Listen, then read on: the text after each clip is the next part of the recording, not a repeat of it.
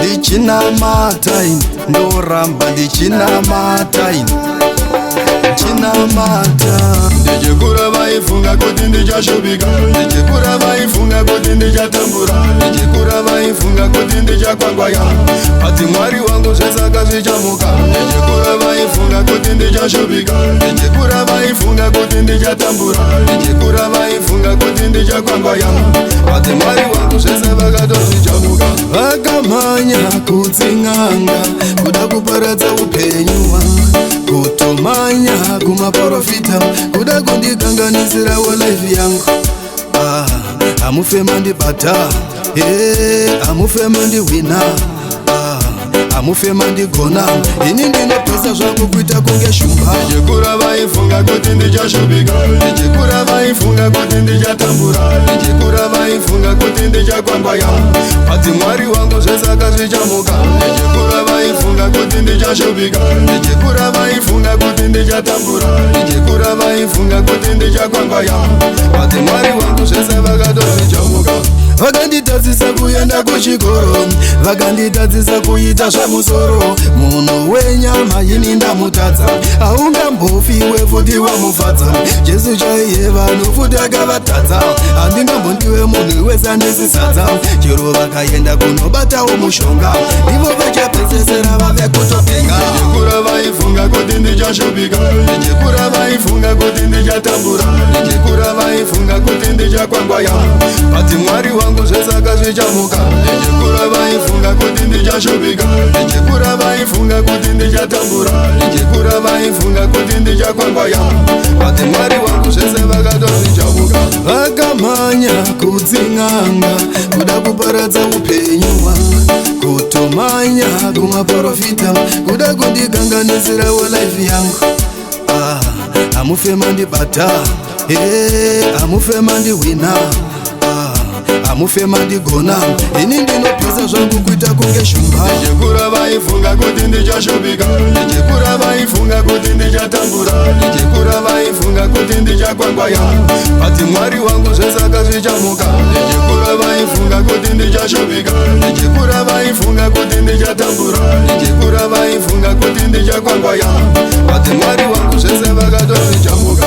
Vakanditadzisa kuenda kuchikoro, vakanditadzisa kuita zvemusoro, munhu wenyama ini ndamutadza, haungambofiwe futi wamufadza. Jesu chaiye vanhu futi akavatadza, handingambondiwe munhu wese andisisadza. Chero vakaenda kunobatawo mushonga, ivo vachapedzesera vave kutopenga.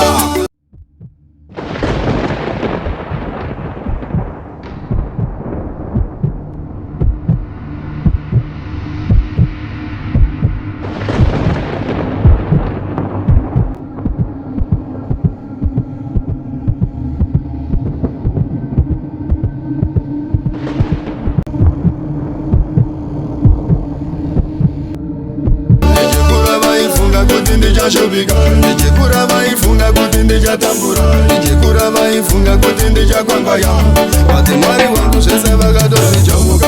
Vakanditadzisa kuenda kuchikoro, vakanditadzisa kuita zvemusoro, munhu wenyama ini ndamutadza, haungambofiwe futi wamufadza.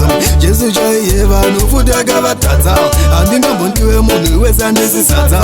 Chero vakaenda kunobatawo mushonga, ivo vachapedzesera vave kutopenga. Ndichikura vaifunga kuti ndichashubika, ndichikura vaifunga kuti ndichatambura, ndichikura vaifunga kuti ndichakwangwaya, ati Mwari wangu zvesaka zvichamuka. Ndichikura vaifunga kuti ndichashubika, ndichikura vaifunga kuti ndichatambura, ndichikura vaifunga kuti ndichakwangwaya, ati Mwari wangu zvese vakatozvichamuka. Vakamhanya kudzing'anga kuda kuparadza upenyu hwangu, kutomanya kumaprofita kuda kundikanganisirawo life yangu.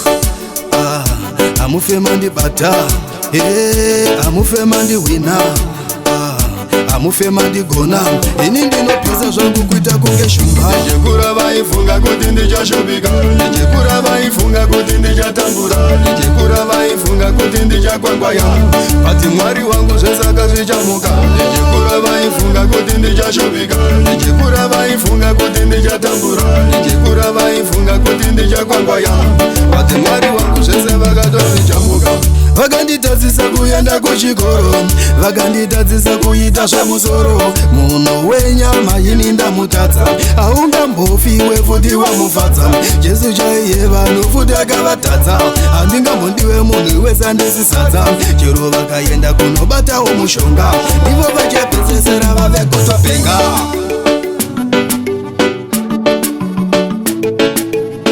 ndoramba ndichinamatai ndichinamatai ndoramba ndichinamatai ndichinamata